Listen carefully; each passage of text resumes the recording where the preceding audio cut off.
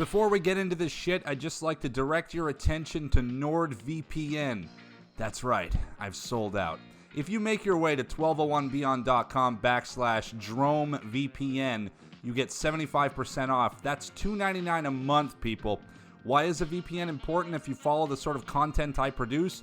Region-locked content. A lot of the Z-grade bargain bin trash films that I cover can be hard to find and sometimes even harder to view. Get strapped with a VPN and watch exploitation cinema with ease. That's 1201beyond.com/DromeVPN. All right, let's get on with it.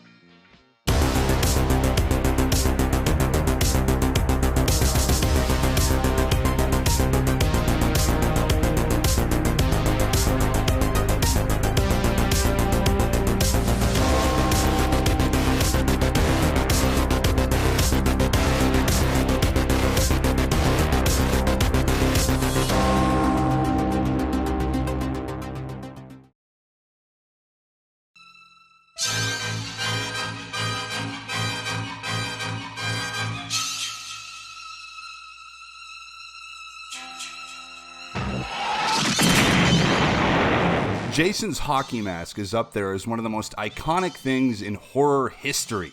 And it wasn't even the first time a hockey mask was used on a main antagonist. It had appeared earlier on characters in the likes of Road Warrior and the Rape Squad. Yeah, I'll let you digest that second one.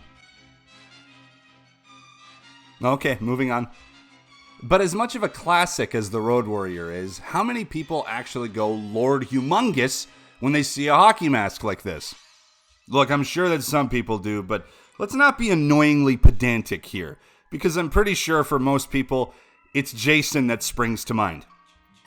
It can be said that Jason was a loose inspiration for the outlaw vigilante anti-hero Casey Jones, who first appeared in the Teenage Mutant Ninja Turtles comics put out by Mirage in 1984. There's been pro wrestlers with the Jason gimmick. He's been parodied on shows like The Simpsons on numerous occasions. The likeness of his mask has appeared in video games.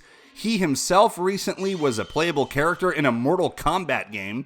And just about every version of him and various iconic hockey mask styles have appeared in the recent Friday the 13th The Game.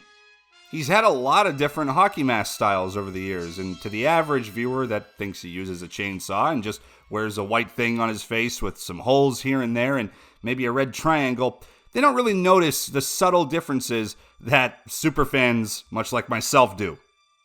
The inspiration to do this video, by the way, came from my Twitter pal Grim, who had recently done a video spotlighting his favorite dead skin masks that Leatherface of the Texas Chainsaw Massacre films has worn over the years. Awesome video, and I highly recommend it.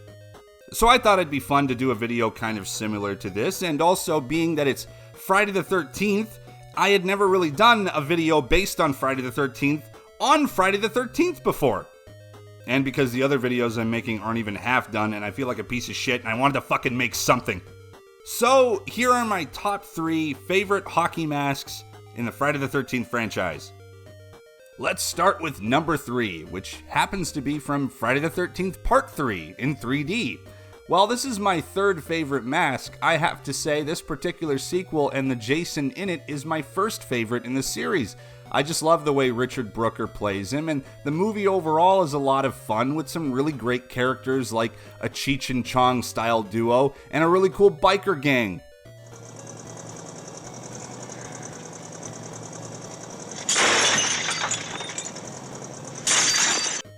This also marks the first time we actually see Jason with a hockey mask, which is pretty hilarious when you look at some of the reissues recently of the first film. There's a lot of misconception that they used an old hockey mask that was available on the market for this film, which is kind of incorrect. It was absolutely based on one of the older Cooper and Fibrosport goalie masks, but the mask from Part 3 is the result of the effects team for the film, and I think that's what makes it so effective. It's this clean, store-bought looking juxtaposition sitting on the head of this clearly monstrous and dirtied, hulking figure. This particular mask was also very much paid tribute to in the eventual Freddy vs. Jason, which doesn't make a whole lot of sense because Jason's actually had like 3 masks throughout the series. And that's 3 hockey masks specifically. I'm not counting the Town That Dreaded Sundown mask in part 2. The one in 6 is not the one from 3 and the end of 4. I mean, there's no official thing about this, but how would Tommy get his hands on Jason's original mask while he was institutionalized? Being the mask and effects wizard that he is, he likely recreated the mask from memory so he could burn it with Jason's corpse as vindication. Also, I know some of you like to get really pedantic in the comments. Don't come at me like I'm excluding the New Line masks, like that fucking silver thing from Jason Goes to Hell, or that weird angry looking thing he's wearing an X. I'm talking the Paramount masks, okay? Let's get that clear. Let's pump the brakes before you start reaming my ass out. Even though I kind of like it sometimes. Number 2 spot goes to Part 5, which is also my second favorite film in the franchise. I absolutely adore this film. Brilliant performance from John Shepherd playing an older, totally mentally fractured version of Tommy Jarvis, who in Part 4, played by Corey Feldman, endured the madness of Jason Voorhees as a child, seeing people butchered in front of him and even losing his mother to Jason. 5, though potentially the sleaziest of the series, is also the heaviest because Tommy's PTSD is brilliantly portrayed. The mask in this film is technically not Jason's mask, it's a Jason mask, but it's worn by the vengeful imposter Roy Burns, who takes up the mantle of Jason after his son is murdered in cold blood at a halfway house. A kind of weird thing to note about this movie is that when Roy is in full, hockey masked, Jason get-up garb and shit, that's not this ballsack. That's stuntman Tom Morga. And for years, the dude playing like normal paramedic Roy had gone around parading at conventions claiming that it was him as Roy for the entire movie. Asshole. On the mask itself, I just think the blue chevrons look fucking cool. It's still a Jason-looking mask, but it's kind of different. I have this theory that these are just what the hockey masks look like in the Friday the 13th universe. Like, hockey player, real goalie masks. Shelley from Part 3 likely bought his somewhere or borrowed it from his jock roommate, and Roy, having a vague idea of what Jason looked like, walked into a sporting goods store and bought that mask. It has different chevrons because Roy, like much of the rest of the public in these films, only had a general idea of what Jason looked like. So he bought what there was and threw on some mechanics coveralls because maybe that's what Jason kind of looked like. I mean, that explanation honestly works pretty well as far as his mask goes in Part 8, because he just gets it from some guy who uses a hockey mask to scare his girlfriend.